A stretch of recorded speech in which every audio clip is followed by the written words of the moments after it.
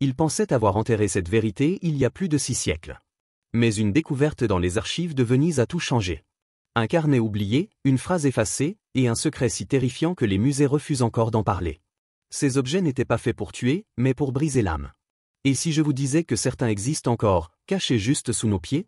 Ce que vous allez entendre ne ressemble à rien de ce qu'on vous a appris à l'école. Ce n'est pas seulement une histoire, c'est un secret que vous n'oublierez jamais. Voulez-vous découvrir d'autres secrets aussi troublants? Abonnez-vous maintenant, sinon, vous risquez de manquer la prochaine vérité. Le vent soufflait depuis la lagune, portant avec lui l'odeur âcre du métal et du sel.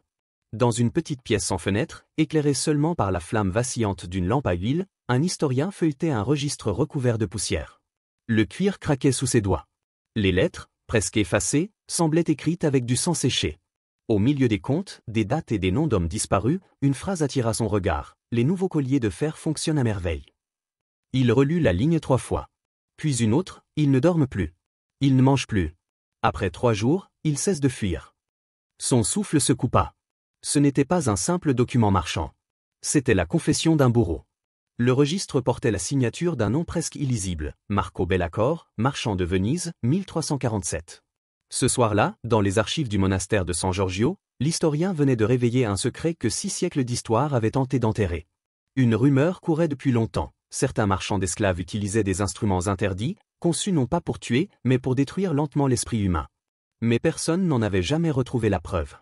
Jusqu'à cette nuit. Il posa la lampe plus près. La flamme projeta sur le mur l'ombre d'un cercle hérissé de pointes. Et soudain, il comprit ce qu'il regardait, le dessin d'un collier de fer, un schéma précis, accompagné de notes techniques. Poids, 12 livres. Matière, acier trempé. Usage, discipline et obéissance. Ses mains tremblaient. Chaque mot semblait vivant, chargé d'une cruauté froide et méthodique. Dans la marge, quelqu'un avait ajouté une phrase minuscule, presque effacée, « Ne jamais permettre le sommeil ». Un bruit résonna derrière lui, le grincement d'une porte ancienne. Il sursauta, se retourna, personne. Juste le silence, lourd, comme si les murs eux-mêmes retenaient leur souffle. Alors il fit ce que tout historien redoute, il lut à voix haute la suite du texte. Et à mesure que les mots sortaient de sa bouche, la pièce sembla se refermer sur lui. Chaque phrase décrivait un autre objet, un autre supplice, un système entier bâti sur la douleur. Un frisson glacial parcourut son dos. Il comprit que ce qu'il tenait n'était pas seulement un livre. C'était une porte. Et en l'ouvrant, il venait d'enfreindre un serment que même les morts respectaient encore. Pendant des siècles, les livres d'histoire ont parlé de chevaliers, de croisades et de foi. Mais dans les ruelles humides de Venise, sous les façades dorées des palais, un autre commerce florissait, celui des corps. Les marchés d'esclaves ne figuraient sur aucune carte officielle. Pourtant, chaque nuit, les bateaux accostaient silencieusement dans les canaux du sud, déchargeant leur cargaison humaine à la lueur des torchers. Les marchands appelaient cela marchandise vivante. Hommes, femmes, enfants réduits à des chiffres inscrits à l'encre noire. Leurs noms disparaissaient, remplacés par un numéro, une origine, un prix. Certains venaient des Balkans, d'autres des côtes d'Afrique ou des terres slaves. Tous partageaient la même peur, celle d'être oubliés. Les registres de Bellacor révélaient une organisation précise, presque industrielle. Chaque esclave était catalogué selon sa résistance, son apparence, sa capacité à obéir. Et pour ceux qui tentaient de fuir, un mot revenait souvent, discipline. Ce mot, dans les marges, signifiait quelque chose de bien plus sinistre qu'un simple châtiment. Un témoin anonyme, cité dans une chronique du XVe siècle, avait écrit « Ils ont trouvé le moyen de briser un homme sans le toucher ». Cette phrase résonnait dans la tête de l'historien comme un écho venu du fond du temps. Il lut plus loin, la douleur n'était pas un accident, mais une méthode.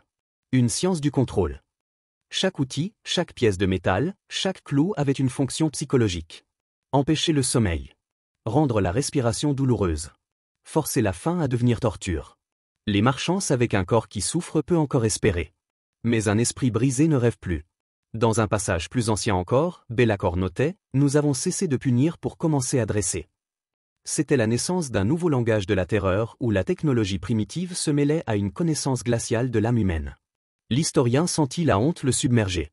Ses doigts glissèrent sur la table, tachés d'encre et de sueur. Chaque mot qu'il découvrait pesait comme une pierre dans sa poitrine.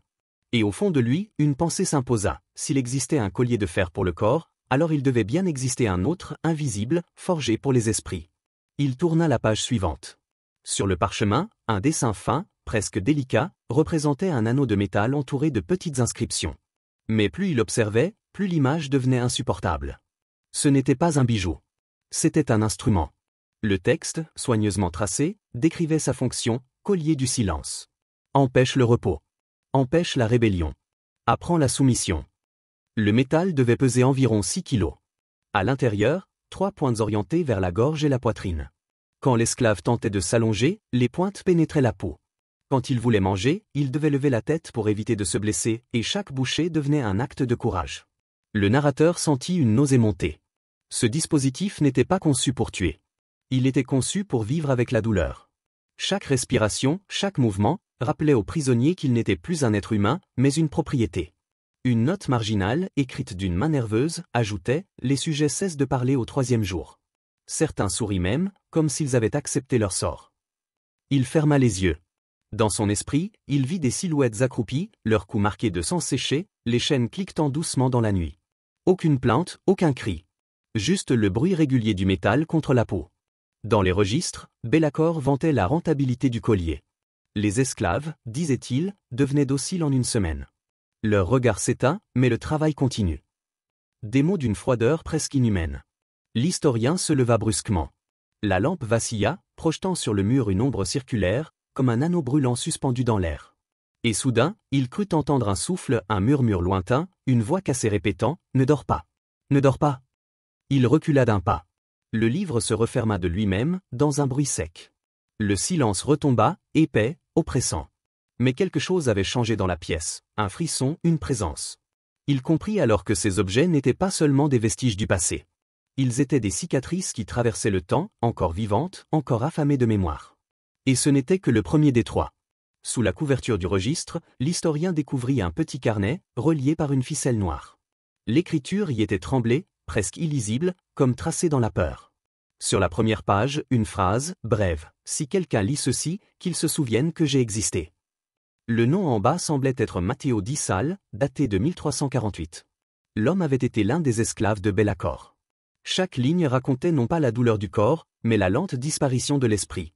Jour 1, le collier brûle ma peau. J'essaie de dormir assis. Le métal chante dans mes oreilles. Jour 3, je ne sais plus quelle heure il est. La lampe ne s'éteint jamais. Le sang sèche et colle à ma gorge. Jour 7, je parle encore, mais personne ne répond. Peut-être qu'ils ne m'entendent plus. Le ton changeait peu à peu. Les phrases devenaient plus courtes, plus mécaniques. Puis, soudain, un passage différent. Cette nuit, j'ai vu le visage de ma mère dans le reflet du métal. Elle ne m'a pas parlé. Elle m'a seulement regardé. Et j'ai compris que je n'étais plus moi-même. L'historien sentit sa gorge se serrer. Ce n'était plus une simple archive, c'était un cri figé dans le temps. Le carnet décrivait aussi les autres, ceux qui chantaient pour ne pas devenir fous, ceux qui comptaient les heures jusqu'à oublier leur nom. Nous ne rêvons plus, écrivait Matteo à la fin d'une page tachée d'eau. Les rêves, c'est pour ceux qui dorment. Un courant d'air passa, éteignant presque la flamme. Le silence se fit total. Puis un bruit de chaîne, très léger, résonna derrière lui. L'historien leva la tête. Dans le mur, sous une couche d'enduit ancien, quelque chose brillait faiblement. Il approcha la lampe, un petit cercle de fer était scellé dans la pierre, relié à un anneau rongé par la rouille. Un souffle glacé traversa la pièce. Les mots de Matteo résonnèrent encore, « Nous ne rêvons plus ». Et pour la première fois, l'historien sentit que ce qu'il lisait ne venait pas seulement du passé. C'était une voix qui l'appelait, ici, maintenant. Le carnet de Matteo s'arrêtait brutalement à une phrase inachevée. Mais dans le registre principal, une autre section commençait, écrite d'une main différente, plus lourde, plus pressée. Le titre indiquait simplement « Dispositif d'exemple, la cage de la soumission ». L'historien lut à voix basse. Cette fois, il ne s'agissait plus d'empêcher la fuite. Il s'agissait de briser l'idée même de désobéissance. La description glaçait le sang, un cadre de fer, articulé, destiné à replier le corps sur lui-même, jusqu'à ce que les genoux touchent le front. Des vis permettaient de resserrer la structure, lentement, jour après jour. Mais le plus atroce n'était pas le métal. C'était le rituel. Chaque matin, un autre esclave devait tourner la manivelle. Forcé de le faire, sous la surveillance du maître. Et le texte précisait, « Celui qui refuse prend la place de celui qui l'épargne ». L'historien sentit un vertige. Ce n'était plus seulement de la cruauté, c'était une science du désespoir. Faire de la victime le bourreau, détruire tout lien, toute pitié. Transformer la peur en instrument de contrôle absolu. Une note ajoutée dans la marge disait « Les plus forts se brisent quand leurs propres mains font souffrir leurs frères ». Il leva les yeux vers le plafond, cherchant de l'air. Dans sa tête, il entendait le métal grincer, les souffles haletants, les prières étouffées. Le silence après chaque cri. Et au milieu, cette phrase obsédante du manuscrit, « Ils ne punissent pas pour corriger, mais pour enseigner la terreur ». Soudain, un souvenir affleura dans son esprit une exposition qu'il avait visitée à Séville, des années plus tôt. Une vitrine vide, avec une plaque sans inscription.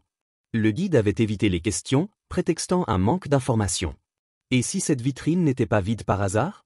Et si, derrière le verre, on avait simplement refusé de montrer ce qu'elle contenait? Le vent souffla dans le couloir, faisant claquer les pages du registre. Une phrase apparut, écrite à l'encre rouge, « Ne jamais tourner la manivelle seule ». Il recula, glacé. Et pour la première fois, il eut la sensation que quelqu'un ou quelque chose le regardait depuis l'obscurité. La nuit où tout bascula, le ciel au-dessus du port de Raguse était sans lune. Le silence n'était rompu que par le cliquetis des chaînes, quelque part dans une grange humide.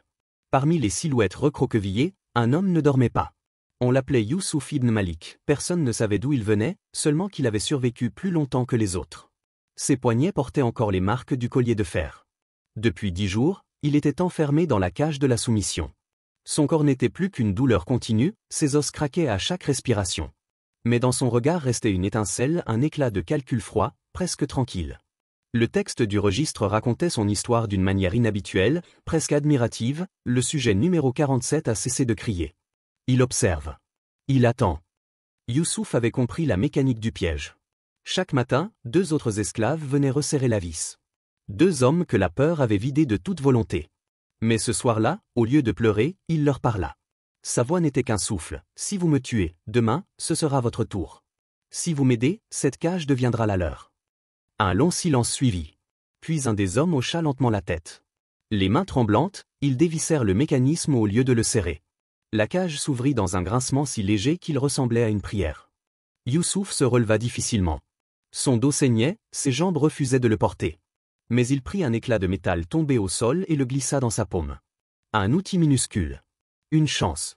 La chronique notait ensuite. À l'aube, la cage était vide. 18 esclaves manquaient à l'appel. Le maître fut retrouvé mort, la gorge ouverte par un fragment de fer. L'historien s'arrêta de lire. Une sueur froide coula le long de son cou. Il sentait presque la présence de ces ombres, libres pour la première fois, courant dans les ruelles d'une ville endormie. Mais la dernière ligne du document fit battre son cœur plus vite, la cage disparut. On ne la retrouva jamais. Le vent fit trembler les murs. Et dans ce souffle, il crut entendre une voix lointaine murmurer, « Nous avons appris à ouvrir nos chaînes. » Après l'évasion de Youssouf, la panique gagna les ports. Les maîtres craignaient désormais leurs propres esclaves. Les marchés fermèrent pour quelques semaines, mais la peur, elle, ne cessa pas. Dans les lettres des gouverneurs, une phrase revenait sans cesse, « Ils se parlent encore. » C'est cela le danger. Et c'est ainsi qu'un nouveau dispositif fut imaginé. Pas pour punir les corps, mais pour détruire la parole elle-même. Le registre de Bellacor décrivait son invention avec un orgueil glacé, masque du silence, suppression des voix, élimination des pensées rebelles. C'était une cage de métal, ajustée à la forme du visage. À l'intérieur, de petites lames touchaient la langue et le palais. Chaque mot prononcé faisait saigner la bouche. De minuscules ouvertures laissaient passer juste assez d'air pour survivre, mais jamais assez pour crier. L'effet psychologique était immédiat. Au bout de 2 jours, les porteurs du masque cessaient d'essayer de parler. Au bout d'une semaine, certains oubliaient comment respirer normalement. Et pour les maîtres, cela devint un outil de paix. Un esclave qui ne peut plus communiquer ne peut plus conspirer. L'historien lut les notes avec un dégoût mêlé de fascination. Le texte précisait même des variantes. Pour les femmes jugées trop bavardes, on ajoutait une plaque couvrant les yeux, pour les chanteurs ou conteurs, des tiges qui empêchaient le moindre son. Le but n'était plus de corriger, mais d'effacer toute trace d'identité. Une annotation marginale, écrite d'une main tremblante, disait « Certains finissent par sourire. » Le silence devient leur abri. L'historien sentit ses tempes battre. Il crut percevoir dans le couloir un souffle étouffé, comme un murmure avalé par les murs. Il leva la lampe. Sur la table, le masque semblait l'observer, ses ouvertures sombres comme des yeux creux. Il murmura, presque malgré lui « Pourquoi ? Pourquoi tant de soin à inventer le silence ?» Et la réponse vint du texte lui-même, dans une phrase écrite à l'encre brune, « La parole est le premier acte de révolte. Supprime-la, et le reste suit. » La flamme de la lampe s'éteignit. Dans le noir, l'historien entendit seulement sa propre respiration. Et pendant un instant, il eut l'impression que le silence, lui aussi, respirait. Des siècles passèrent. Le nom de Bellacor s'effaça des registres. Les ports changèrent, les empires s'écroulèrent, et les musées remplacèrent les marchés. Mais certains secrets, eux, ne disparurent jamais. En mars 2023, lors de travaux sous un hôtel de luxe à Lisbonne, une équipe d'archéologues fit une découverte inattendue. Sous les fondations, à 3 mètres de profondeur, une pièce scellée par la chaux. Au début, ils crurent à une ancienne cave à vin. Puis, à la lueur de leurs lampes, ils virent le métal. Des dizaines de structures rouillées, soigneusement alignées contre les murs. Certaines portaient encore des traces de cuir. Les experts mirent plusieurs jours à comprendre ce qu'ils avaient sous les yeux, des colliers, des cages et surtout des masques. Le rapport officiel, que l'historien lut bien plus tard, mentionnait 209 objets. Tous en parfait état de conservation. Mais ce qui glaça le sang de l'équipe fut une inscription gravée sur la pierre, presque intacte: silence, obéissance, éternité. Les analyses révélèrent que ces instruments n'étaient pas médiévaux. Leur fabrication datait du XVIIe siècle, 300 ans après leur supposée interdiction. Quelqu'un, quelque part, avait continué à les produire. L'historien, en lisant le rapport, sentit une angoisse sourde l'envahir. Tout ce qu'il croyait relégué au passé revenait dans le présent. Et plus il avançait, plus il découvrait que d'autres fouilles avaient eu lieu, dans d'autres villes, Venise, Barcelone, Londres. Toujours la même signature, la même devise: silence, obéissance, éternité. Une photographie accompagnait le dossier. On y voyait une salle circulaire, pavée de pierres claires. Au centre, une table métallique sur laquelle reposait un masque presque neuf. Son acier brillait comme si quelqu'un l'avait poli récemment. L'historien recula dans sa chaise. Un détail attira son regard. Sur la photo, dans le reflet du métal, une silhouette floue semblait se tenir derrière le photographe. Une forme humaine. Mais aucune des personnes présentes n'avait remarqué cette ombre. Il posa le rapport, tremblant. La lampe vacilla. Et dans le silence de son bureau, il crut entendre un son qu'il connaissait déjà, un léger grincement de fer, comme si, sous ses pieds, quelque chose venait d'être ouvert. Le registre de Bellacor s'arrêtait sur une dernière date, 1721. Mais entre deux pages collées par le temps, l'historien découvrit un fragment inattendu, un rapport manuscrit d'un gouverneur portugais, adressé à Lisbonne. Il y était écrit: « La nuit du 3 mai, le silence s'est brisé. » Cette nuit-là, dans les plantations du Nord, les esclaves s'étaient levés. Pendant des années, ils avaient subi les colliers, les cages, les masques. Mais sous la peur, un langage secret était né, des gestes, des respirations, des postures. Une communication muette, transmise d'un regard à l'autre. C'est ainsi qu'ils s'étaient organisés dans le silence même qu'on leur avait imposé. Lorsque la cloche de minuit sonna, les flammes s'allumèrent simultanément dans 20 domaines. Les maîtres dormaient encore. Les chaînes furent brisées, les portes arrachées, les chambres incendiées. Les rapports officiels parlaient de 73 esclavagistes tués en une seule nuit. Mais pour ceux qui écrivirent cette histoire, ce n'était pas une vengeance. C'était une délivrance. Une note d'un témoin, retrouvée dans les archives de Porto, racontait: « Nous n'avons pas crié. Nous avons agi.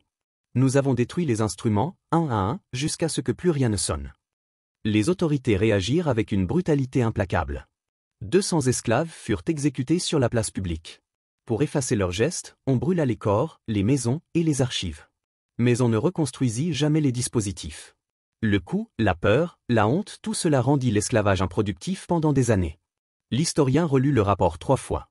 Il ne trouvait pas de tristesse, seulement une sorte de paix dans les dernières lignes: « Nous n'avons plus de chaînes, mais nos enfants parleront bas, longtemps. » Un orage éclata dehors, secouant les vitres. Le vent s'engouffra dans la pièce, faisant tournoyer les pages. Et sur la table, le vieux registre s'ouvrit tout seul à la première page, là où tout avait commencé. Les mots y semblaient changer, comme gravés de nouveau: « Ils ne dorment plus, ils ne fuient plus, ils se souviennent. » L'historien resta là, pétrifié, comprenant qu'il venait d'assister non pas à une histoire mais à un souvenir qui refusait de mourir. Le matin se leva sur Venise comme un voile pâle. Dans le bureau de l'historien, la lampe s'était éteinte depuis longtemps. Sur la table, le registre ouvert semblait respirer encore, ses pages ondulant au rythme du vent marin. Il n'avait pas dormi. Il avait passé la nuit à relire chaque mot, chaque cri muet gravé sur ses feuilles. Au dehors, les cloches sonnaient, rappelant à la ville sa beauté éternelle. Mais sous cette beauté, il savait désormais ce qui dormait: les ombres, les chaînes et le fer. Quelques semaines plus tard, il visita un grand musée européen. Les couloirs étaient silencieux, les murs immaculés, les vitrines éclatantes. Mais dans les sous-sols, à l'abri des regards, on lui montra une porte sans étiquette. Derrière, une salle glaciale. Rangée sur des étagères métalliques, des centaines d'objets identiques à ceux du registre, des colliers, des cages, des masques. Tous étiquetés, numérotés, archivés. Aucun exposé au public. Le conservateur parla à voix basse: « Ces pièces ne sortent jamais. » « Trop sensible, dit-il simplement. L'historien s'approcha d'un des masques. Son acier reflétait la lumière blanche comme un miroir sans âme. Dans le silence, il lui sembla entendre des respirations lointaines, comme si ces objets retenaient encore les souffles de ceux qu'ils avaient brisés. Il posa la main sur la vitre. Un froid lui traversa la peau. Dans son carnet, il écrivit « Le passé n'est pas mort. Il nous observe. Il attend. » Puis, il referma doucement le registre. Sur la couverture, une fine poussière s'était posée, formant des lettres à peine visibles, « Souviens-toi ». Il sortit dans la lumière du matin. Les touristes riaient sur la place, les gondoles glissaient sur l'eau claire. Personne ne savait que, sous leurs pas, des milliers d'objets sommeillaient encore. Des preuves d'un silence trop lourd pour être montré. Et tandis qu'il s'éloignait, une seule pensée lui revint, comme un écho infini. Les chaînes ont changé de forme, mais elles n'ont jamais disparu. Le vent se leva, apportant avec lui une odeur de fer et de sel. Et, quelque part dans la ville, une porte ancienne se referma toute seule. Alors dites-moi, jusqu'à quel point croyez-vous vraiment connaître l'histoire? Combien de vérités dorment encore sous nos villes, nos musées, nos maisons? Peut-être qu'à l'instant même où vous regardez cette vidéo, un de ces objets repose sous vos pieds. Et vous, de quelle ville regardez-vous ce secret? Écrivez-le dans les commentaires, qu'on sache jusqu'où la vérité s'étend. Abonnez-vous maintenant, parce que la prochaine révélation sera encore plus sombre. Et quand elle tombera, il sera déjà trop tard pour détourner le regard.